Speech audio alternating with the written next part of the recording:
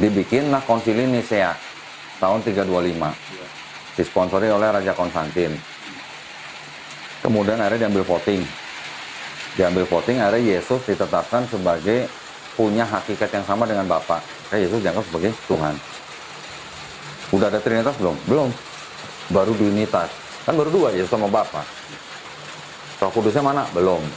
Jadi selama 3 abad pertama tuh belum ada istilahnya wacana bahwa Roh Kudus juga Tuhan, gitu belum ada. Biasa aja dong, jangan ketawa dong. Baru di tahun 381 Roh Kudus juga ditetapkan punya hakikat yang sama dengan Tuhan. Barulah 381 itu punya Trinitas, ada Trinitas. Di abad keempat. Haleluya, salam kemenangan iman buat kita semua. Kita patut bersyukur kepada Tuhan kita Yesus Kristus yang sungguh luar biasa mengasihi saudara dan saya. Baru saja kita menyaksikan sebuah rekaman video bagaimana diskusi para mu'alaf yang mengatakan bahwa Yesus ditetapkan menjadi Tuhan pada tahun 325 dalam konsili Nisea dan tahun 381 baru Roh Kudus ditetapkan sebagai Tuhan.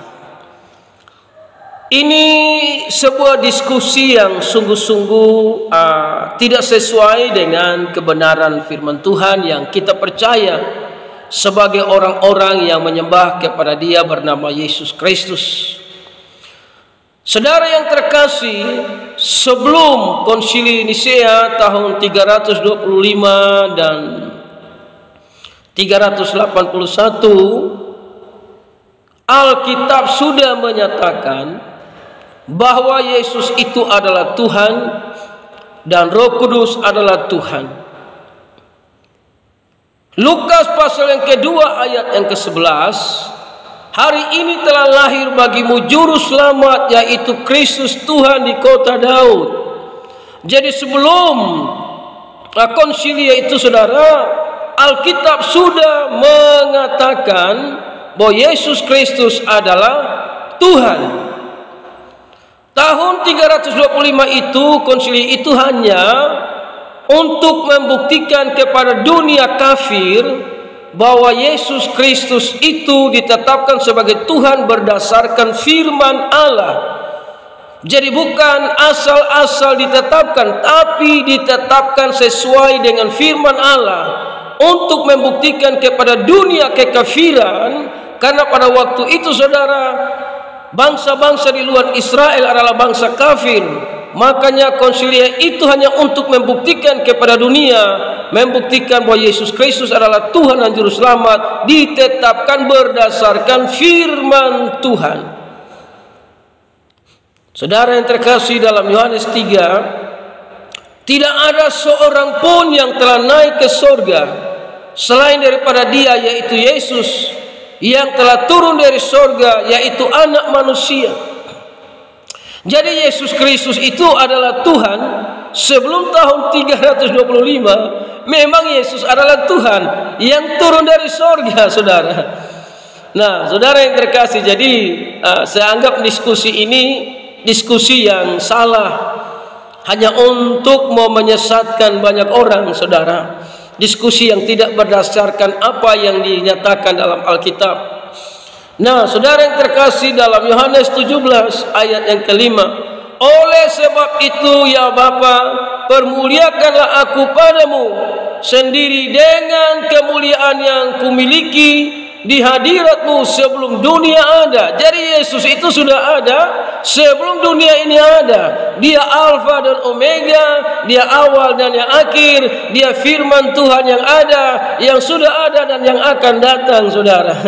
Jadi bukan tahun 325 baru Yesus jadi Tuhan, saudara. Yesus itu adalah Tuhan sebelum dunia ada, Dia sudah ada, saudara. Jadi ini sebuah diskusi yang sungguh-sungguh menyesatkan, menjadi bahan tertawaan, mengejek, mengolok kekristenan. Bertobatlah sebelum semuanya terlambat, saudaraku. Nah, saudara yang terkasih, di dalam 1 Timotius 6 ayat yang ke-15, yaitu saat yang akan ditentukan oleh penguasa yang satu-satunya dan yang penuh bahagia, Raja di atas segala raja dan Tuhan di atas segala Tuhan. Ini dia bernama Yesus Kristus.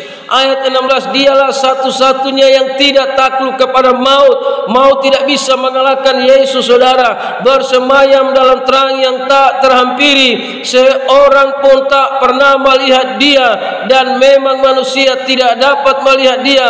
Baginya hormat dan kuasa yang kekal. Amin. Ayat ini di mana Yesus adalah terang. Allah bersemayam dalam terang, saudaraku yang terkasih, sehingga orang tidak bisa melihat Allah, namun orang bisa melihat terang, yaitu terang yang datang ke dalam dunia, namanya Yesus Kristus. Jadi Allah bersemayam dalam terang. Terang itu adalah firman Allah yang turun ke dalam dunia jadi manusia. Yang kedua, dia mengatakan tahun 381 baru Roh Kudus ditetapkan sebagai Tuhan. Ini penyataan yang salah, tidak berdasarkan Alkitab. Saudara yang terkasih, dalam Matius 12 ayat yang ke-32, apabila seorang mengucapkan sesuatu menentang anak manusia, ia akan diampuni. Tetapi jika ia menentang Roh Kudus, ia tidak akan diampuni. Di dunia ini tidak, dan di dunia yang akan datang pun tidak. Jadi Roh Kudus itu adalah Tuhan, bukan baru jadi Tuhan di tahun 381. Ini diskusi yang sungguh-sungguh tidak sesuai dengan apa yang ada di dalam Alkitab. Nah, dalam Kisah Para Rasul 5 ayat 3, tetapi Petrus berkata, Ananias, mengapa hatimu dikuasai iblis, sehingga engkau mendustai Roh Kudus dan menahan sebagian dari hasil penjualan tanah itu. Di ayat yang keempat, selama tanah itu tidak dijual, bukankah itu tetap kepunyaanmu? Dan setelah dijual, bukankah hasilnya itu tetap dalam kuasamu? Mengapa engkau merencanakan perbuatan itu dalam hatimu? Engkau bukan mendustai manusia, tetapi mendustai Allah. Di ayat yang ketiga mendustai Roh Kudus, dan ayat yang keempat menjelaskan Roh Kudus itu adalah Allah. Jadi Roh Kudus itu sudah ada sebelum dunia ini dijadikan. Jadi bukan ditetapkan tahun 381 jadi Tuhan. Saudara, diskusi yang keliru, diskusi yang menyesatkan, yang tidak berdasarkan Alkitab, orang-orang yang percaya kepada Yesus Kristus Tuhan. Nah, saudara yang terkasih, di dalam Ibrani 9, saudara, ayat 14, betapa lebihnya darah Kristus yang oleh roh yang kekal. Jadi roh itu kekal, roh itu sudah ada sebelum dunia ini ada, sama dengan Yesus sudah ada sebelum dunia ini ada. Jadi kalau saudara berkata Yesus ditetapkan jadi Tuhan tahun 325 dan Roh Kudus ditetapkan sebagai Tuhan tahun 381, ini pernyataan yang tidak sesuai dengan firman Allah. Ini pernyataan yang menyesatkan banyak orang. Sebab itu sadarlah dan bertobatlah, saudaraku yang terkasih, selagi pintu anugerah masih terbuka. Haleluya, salam kemenangan iman.